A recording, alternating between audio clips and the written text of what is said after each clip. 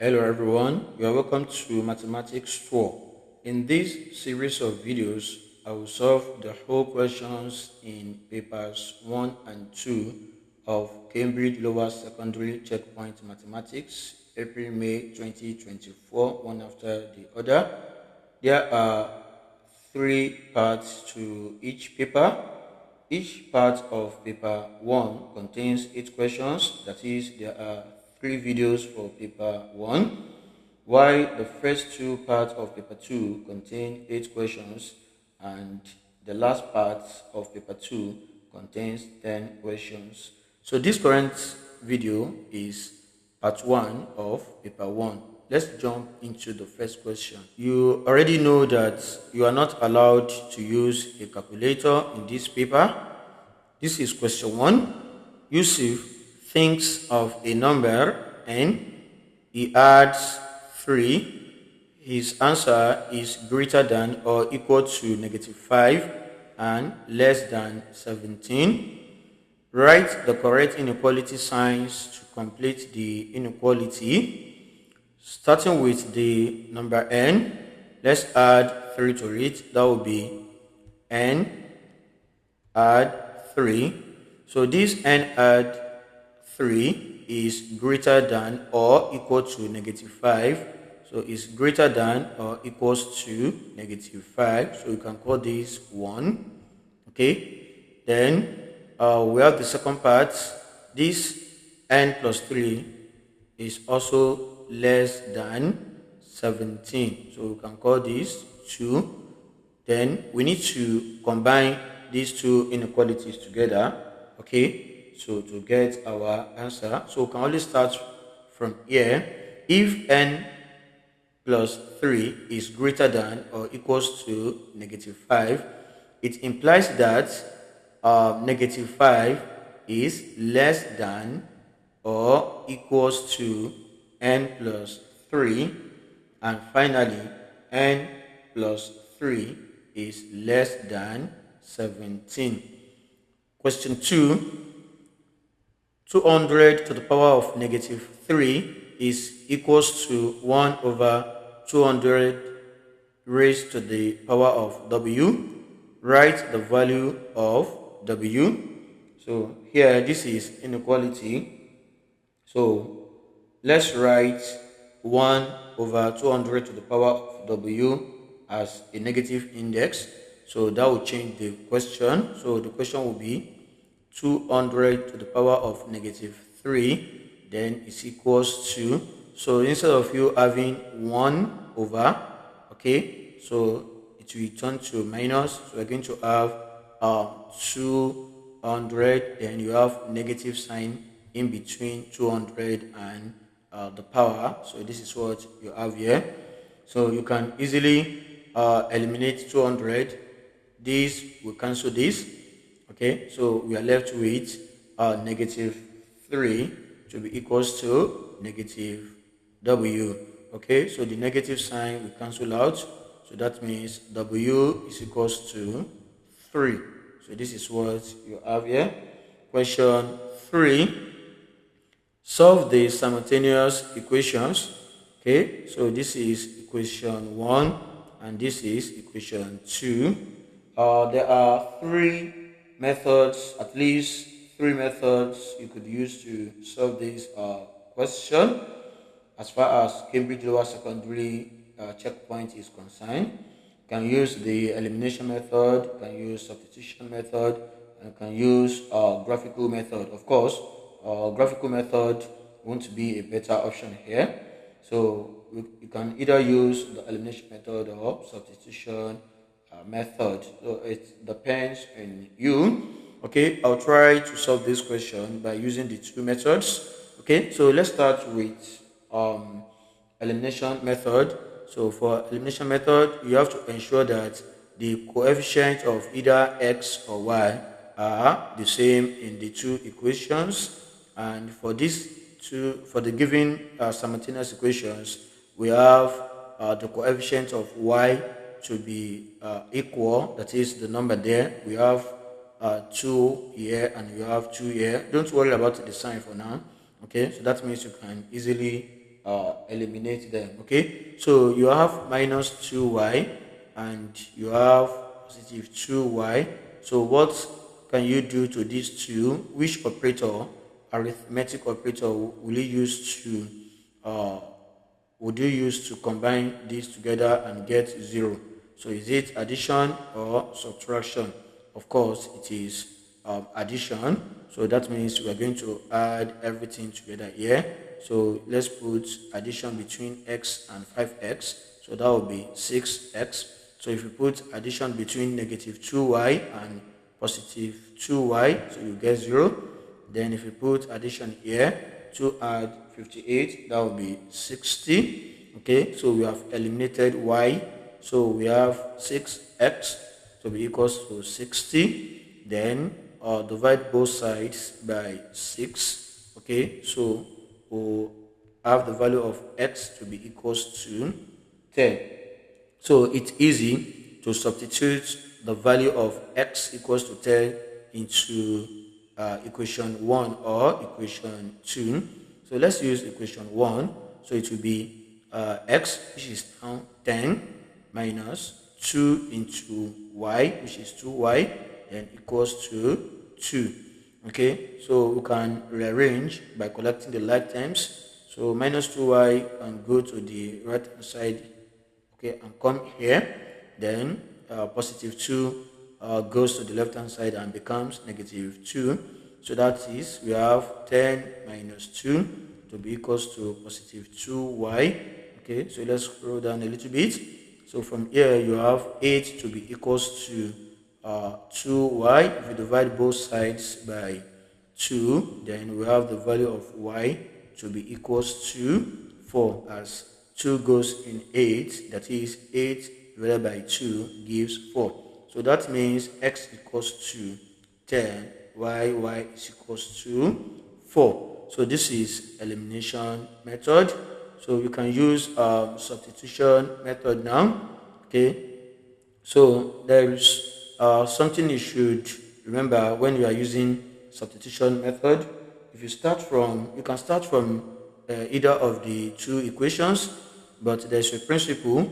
If you start from equation 1, okay, for instance, you make either x or y the subject of the formula, and you call that equation 3. Okay, you start from 1, you get 3. Okay, then there comes the substitution. Then you have to substitute 3 into 2. Okay, so if you start from 1, so if you start from 2, okay, so you make either x or y the subject of the formula, and you call that equation 3 again. Then you substitute 3 into 1. Okay, so you can start from any of the two equations, but it's good to always start from the easier one. Let's start from equation 1. Okay, so equation 1, we have x minus 2y to be equals to 2.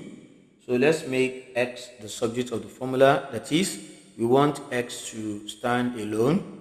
So that will give us x equals to 2 add 2y, because we need to bring negative 2y to this side. Okay, so we can call this equation 3. Okay, so don't forget, I started from equation 1. Okay, I started from equation 1, then I got equation 3. So I need to put equation 3 into equation 2. Okay, so let's write down equation 2. So equation 2 is 5x, okay, plus 2y equals to 58. Okay, so this is equation 2. Now, so to put equation 3 into 2, it means we have to, anywhere we see x, we put 2 plus 2y. Okay, so we have 5x, that will be 5 into x. So the value of x is 2 plus 2y. Okay, then close the bracket, plus 2y equals to 58. So this is where the substitution comes in. So let's expand this bracket. So this will be 5 times 2, that will be 10. add 5 times 2y, that will be 10y, add 2y equals to 58.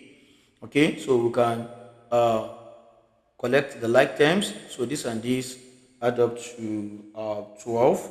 Okay, so we have 10 add 12y equals to 58. So we can transfer or send positive 10 to the right hand side to meet 58. So that will become negative 10. So you have positive 12 left by the left hand side equals to 58 then minus 10. Okay, so if you do this, you have 12y to be equals to 58 minus 10, that will be 48. So finally you need to divide both sides by 12 to get the value of y. So that will be y to be equals to 48 over 12. Okay, and if you do this, you should get the value of y to be 4, as 12 goes in 48 4 times. That is 48 divided by 12 gives 4. Then you can now substitute the value of y, which is 4, into equation 3, because equation 3 is already set to calculate the value of x. So equation 3 is x is equals to 2 plus 2y, that is where we made x the subject of the formula. Then you can now substitute the value of y to be equals to 4. So we have x to be equals to 2 plus 2 into y is 4. Then we have 2 plus 2 multiplied by 4, that will be 8. 2 add 8, that will be 10. So x equals to 10 and y equals to 4. So mind you, you could decide to substitute the value of y equals to 4 into other equations, that is equations 1 and 2. So it is not compulsory to substitute the value of y equals to 4 into equation 3. But in equation 3, x is already the subject of the formula, so it's easier to get the value of x, as x is already the subject of the formula. So let's go to the next question. Question 4. Find the exterior angle of a regular 10-sided polygon. So for a regular polygon, all the sides and the angles are equal. So the interior and the exterior angle add up to 180 degrees. So let me show you. Let's say you have parts of a regular polygon. Okay, so you have something like this. This is the interior angle, and this will be the exterior angle. Okay, so you may want to add more sides. Okay, so it doesn't really matter. So we're only interested in the interior and the exterior angle. So this is the interior angle and this is the exterior angle. So the interior angle and the exterior angle are both on a straight line, as you already know that angles on a straight line add up to 180 degrees.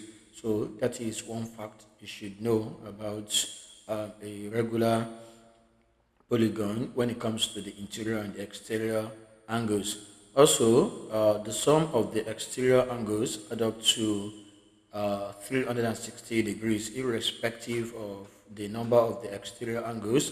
So you have another one to be here, you have another one to be here, you have another one to be here, so you have another one to be here, you have another one to be here for this regular polygon. Okay, so all the exterior angles will form a full circle. Okay, if you move from that point back to the same point, you see that you have a full circle. So that means the sum of the exterior angle of any regular polygon is 360 degrees. Okay, so what you can do here is to get the value of one exterior angle. Okay, so we know that n is equals to 10 for this particular 10-sided polygon, regular polygon. Okay, so we can calculate the value of one exterior angle. So the value of one exterior angle will be sum of the exterior angles, which is 360 degrees, divided by the number of sides, which is n, and it is 10 here. Okay, so it means one exterior angle, okay, will be equals to 36 degrees, as the last zero cancel the last zero here. Okay, so that is one exterior angle of a regular polygon, one exterior angle of a regular 10-sided polygon, one exterior angle of a regular 10-sided polygon. So this is very straightforward. So let's go to the next question. That should be question 5. Here is a sequence of calculations. We have 1 multiplied by 7 minus 2 multiplied by 1 equals to 5. 3 multiplied by 8 minus 4 multiplied by 2 equals to 16. 5 multiplied by 9 minus 16 times 3 equals to 27. 7 multiplied by 10 minus 8 times 4 equals to 38. 9 times 11 minus 10 times 5 equals to 49. So complete the next calculation in this sequence. You may want to look into this by using different methods. Okay, so the first one is to consider the patterns. Okay, and the second one will be to check the output, that is 5, 16, 27, 38, and 49. Okay, but it's better to check the pattern because we need to fill in the spaces here. Okay, so let's look into the first one. So 1 multiplied by 7, so this will give you 7. Then 2 multiplied by 1, so that will be 2. 7 minus 2, you have 5. So you have to follow BODMAS. So the same thing, 8 multiplied by 3, that is 24. So 4 multiplied by 2, that is 8. So 28 minus 8, so that will give us 24. 3 times 8 is 24 rather. Okay, so we're going to have 24 minus 4 times 2, 8. So this will give us 16. So let me write it so that I forget. The first one is 7 minus 2. So we have 5. So the third one will be 5 times 9. We have 45 minus 6 times 3. That is 18. Okay, so if you do 45, okay, minus 18, so you should get 27. Okay, then you have 7 multiplied by 10, that is 70. So you have 70, then minus 8 times 4, that's 32. So this will give you 38. Okay, then 9 times 11, you have 99. Okay, then minus 50. Okay, so this will give you 49. So if you study this pattern, okay, so definitely, so the next one will be 11, because you see when you have the numbers here, 1, okay, 3, 5, 7, 9. You can see the numbers we have here. Okay, so you skip 1, you go to the next one. Okay, so you have 1, then you skip 1, so you skip 2, you go to 3, skip 4, you go to 5, skip 6, you go to 7, so skip 8, you go to 8, skip 8, you go to 9, then skip 10, you go to 11.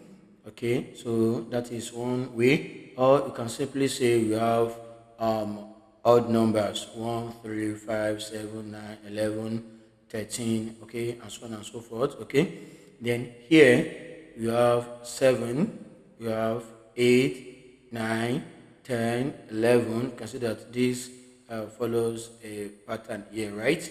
So this will surely be 12. Okay, we follow that pattern, 7, 8, 9, 10, 11. So the next one will be 12. Okay, so if you follow the same thing here you have 2, 4, 6, 8, 10. So you have even numbers. okay, minus, so the next one will be 12, okay. Then here you have 1, 2, 3, 4, 5. So the next one will be 6, okay. So if you look at it like that, so 11 times 12, so that should give you 132 minus 12 times 6, so that will give you 72. So 132 minus 72, so that will give you 60. Okay, so that is what you get here. So we can say 11 multiplied by 12, so minus, then we can put what we have here, that is 12 multiplied by 6, okay. So that is what we have here, then equals to 60. So that is what we have to put here. And if you want to check the answer again, so you can see between these you have 11. Between this and this you have 11. That's the difference. This and this 11. So this and this 11. Okay. So this and this should also be 11. Okay. So the next one will be 71 if you do that, because of the constant difference. Okay, we have common difference there, which is 11. Okay, so that is pretty easy. So just, it doesn't take time, so I just have to explain this to you very well. Okay, so it's just 1 mark. So the next question will be question 6. Okay, let's scroll down gently. Okay, sorry. Okay, so a regular polygon has k lines of symmetry. Take this sign, okay, to for the correct statement about the order of rotational symmetry of the polygon. So look at the type of polygon we have here. We have a regular polygon, okay, that is the angles and the sides are equal, okay. So and it has k lines of symmetry. So one thing about a regular polygon is that the number of lines of symmetry will be equals to rotational symmetry. Take for instance a regular pentagon. It has 5 sides automatically, so it has 5 lines of symmetry. Okay, so and it's going to look like itself 5 times because of the regular shape. Okay, so the lines of symmetry is always, the number of lines of symmetry is always equals to the number of rotational symmetry. So that is one fact about them. Okay, so the order of rotational symmetry is 1. Okay, so that is incorrect. Okay, so the order of rotational symmetry is clockwise. So that's not correct, so we're not dealing with that. The order of rotational symmetry, okay, is k, so this is the correct option, okay, because since the regular polygon has k lines of symmetry, then it will surely have k order of rotational symmetry. So that is the implication. Okay, so for a regular shape, the line of symmetry and the order of rotational symmetry are equal. So let's go to the next question. That will be question, sorry. Okay, so that will be question 7. Mike and Pierre are each asked to write the equation of 2 lines that have a positive y-intercept. Okay, so take this sign to show if each student is correct or not correct. Okay, so if you compare these equations with the general equation of a straight line, so you see that we have y is equals to mx plus c. Okay, m is the gradient and c is the intercept on y-axis. That is where the straight line touches the y-axis. So that is what c denotes. Okay, so we are asked to show this. Okay, we are asked to take this sign to show if each student is correct or not. So we are dealing with positive intercept, okay, positive y-intercept. So we always consider the value of c. If the value of c is positive, then we have positive y-intercept, and if the value of c is negative, okay, then that means we have negative y-intercept. Now for Mike, so both equations have a positive y-intercept. So correct or not correct? So let's look at the first one. This is y equals to minus x plus 3. So if you compare y is equals to minus x plus 3, compare it with y is equals to mx, okay, plus c. So you see that the intercept here is positive 3. So this is correct, okay. So the intercept here is positive 3. And if you also compare this one, y equals to 2 minus x, you see that the intercept on y-axis is positive 2, okay, which is this. So for Mike, okay, so both equations have a positive y-intercept, so we'll take this. Okay, so the next one will be Pierre. Okay, so for Pierre, if you compare the equation with the general equation of a straight line, so plus 0.5 is the intercept on y-axis, which is positive, and 7 is the intercept on y-axis, which is also positive. So we'll take this. So they are both correct. So let's go to part B. So the part B, the equation of a line is 7 equals to 3x plus y. Find the gradient and y-intercept of this line. So this is pretty easy. So let's rearrange this. We have 7 equals to 3x plus y. So if we arrange this, we want y to stand alone. That means we need to bring 3x to this side. So that means we're going to have negative 3x. So this will be add 7, positive 7, and equals to y. So I can write this as y is equals to negative 3x plus 7. Okay, so if you compare y equals to negative 3x plus 7 with y equals to mx plus c, the general equation of a straight line, you see that the intercept on y-axis is positive 7, which is 7, okay, and x cancel x, so the gradient is m is equals to negative 3, so the gradient is negative 3. So that is how to complete this. So let's go to the last question in part 1. So we are asked to tick this sign to show if each conversion, okay, is correct or not correct. So we have 60 nanometer equals to 6 millimeter, and we have 2000 gigabytes equals to 2 megabytes. Okay, so this is pretty straightforward, but I would just like to explain a little bit. There's an acronym we do use to convert this metric system from one form to another, which is King Henry, okay, died, okay, by drinking chocolate milk.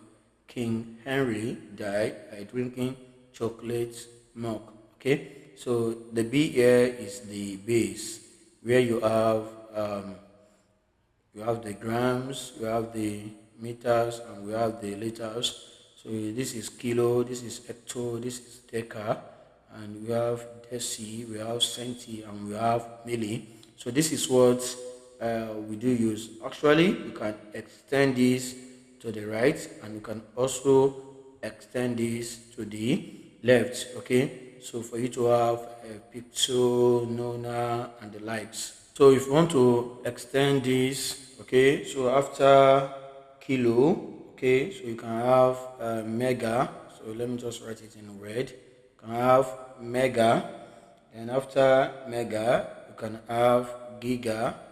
Okay, you can have giga, and after giga, you can have tera. Okay, so you can continue like that. So after milli, you can have micro. Okay, so let me write. You can have micro. So after micro, you can have nano. Okay, which is this one here, nanometer. So you can have nano. Okay, so after nano, you can have pico. Okay, so after pico, okay, let's just stop there. Okay, just to add 3 to the right and 3 to the left. Okay, so for this, you need to understand. You already understand from kilo to milli. Okay, so here the difference here is just 3 steps. Okay, so for this one from kilo to milli, okay, you just count a step. Okay, count a step in that direction. So maybe from the base to the right like this, you count a step. You have a step between them, that is 10, difference of 10, 10, 10, 10, 10. So that is a step. So, and if you want to go from the base to the left hand side here, so we also take a step because you have 10 in between them. Okay, so we just have multiple of 10 rather. So sorry, not a difference of 10, multiples of 10. Okay, so but here from milli to micro, so you have to take 3 steps. Okay, so because you have multiples of 1000. Okay, so this would be the first one here will be 10 to the power of 6. Okay, because this one is already milli is 10 to the power of -3, that is milli. Okay, so you take 3 steps between milli and micro, so that is 1, 2, 3. So you have 3 steps, that's 10 to the power. So this will be 10 to the power of 6 now. Okay, so that's from here to here to be. So in order not to confuse you, okay, not to confuse you rather, so you have 10 to the power of 3. So this will be 10 to the power of 3 between them, that is between this and this, 10 to the power of 3, between this and this, 10 to the power of 3. So which is 3 steps. Okay, so for this one, so but if you want to take this one now, so you can say that milli is 10 to the power of 3, then micro will be 10 to the power of 6, so nano will be 10 to the power of 9, and pico will be 10 to the power of 12. Okay, but in between them you have difference of 10 to the power of -3. Okay, that is a multiple of 10 to the power of -3. So that is what you have in between them. Okay, so the same thing if you go from here, kilo is 10 to the power of 3. So in between this and this, we have 10 to the power of 3. So we have 3 steps. So between this and this, we have 10 to the power of 3. Okay, and also here we have 10 to the power of 3. So that means here kilo is 10 to the power of 3. So mega will be 10 to the power of 6.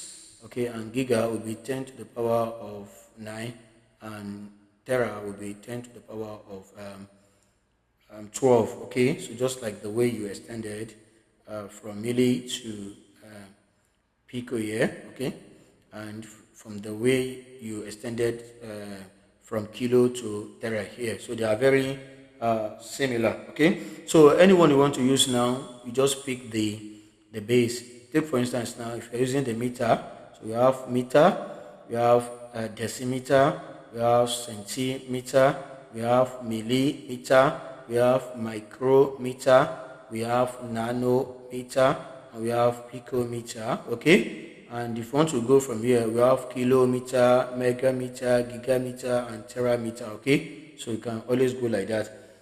Now, so let's look into this now. You want to convert 60 nanometer. Okay, so if you have 60 nanometer, so nanometer is here. Look at it from the reading. Let me circulate. This is nanometer. Okay, so you want to convert it to millimeter. So look at millimeter here. Okay, so that means you are moving from nanometer to millimeter. And don't forget that between nanometer and micrometer, you have 3 steps.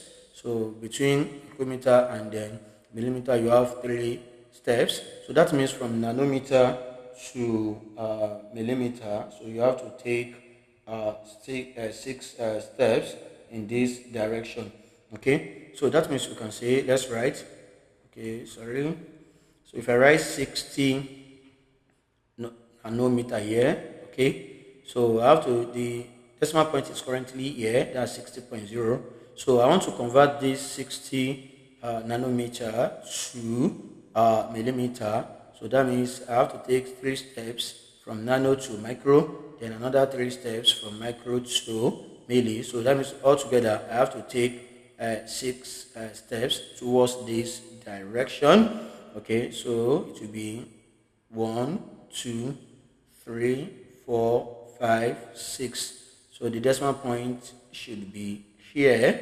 Okay, so we have to fill up this with zeros. Okay, then the answer is 0. That's 1, 2, 3, 4, 4 zeros. Okay, then 6 0. Okay, so it will be millimeter. Okay, millimeter. So it's good to always precede the decimal point with a 0.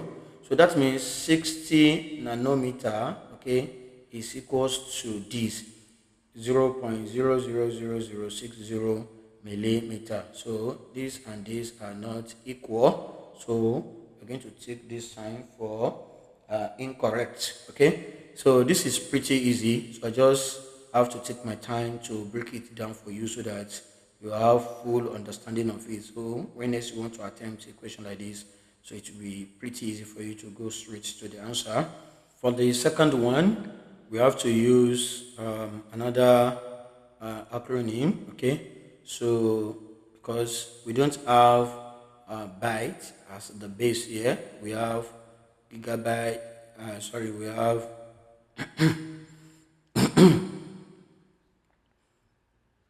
for the second one, we have to use another acronym, okay, because from the base, we only have grams, meters, and liters, okay. So we want to talk about, we are using byte now. So what we can just do here is this. Let's start from the smallest one. So we're going to have letter B for byte. So this is the smallest, okay. After byte, we have kilobyte. Okay, after kilobytes, we have megabytes, MB. After megabytes, we have gigabytes. So after gigabytes, you have terabytes. Okay, so just as far as mathematics is concerned, you just have difference of 1,000. Okay, in between them, that is 3 steps. Okay, you have 3 steps. Okay, to move from one to another, and we also make use of this in our daily activities. Is something that is very close to us when it comes to purchasing of data or purchasing memory, like our smartphone memory or computer memory, hard drive, hard disk, and the like. Okay, so this is not new to us. Okay, so we want to move from gigabyte. This is gigabyte here. Let's calculate to megabyte. So megabyte is here. So you have to take 3 steps. Okay, so from gigabyte to megabyte. Okay, so 1, 2, and 3 because we have multiple of 1,000 in between them. So we have 2,000 gigabytes. So the decimal point is here as 2,000 is the same as 2,000.0. So to go to megabyte now, so you have to shift this decimal point towards this direction. Okay, you move forward. So you have 1, 2, and 3. Okay, so you have to fill up this with zeros. So that means the final answer should be 6 zeros. So we have 2 million 1, 2, 3, 1, 2, 3 megabytes. Okay, so that means 2,000 gigabytes should be equal to 2 million megabytes. So this is not correct as well. So this will be the end of the solution to part 1 of paper 1. So in the next video, that will be the solution to questions from questions 9 to question 16, and that will be part 2. Until then, have your fingers crossed.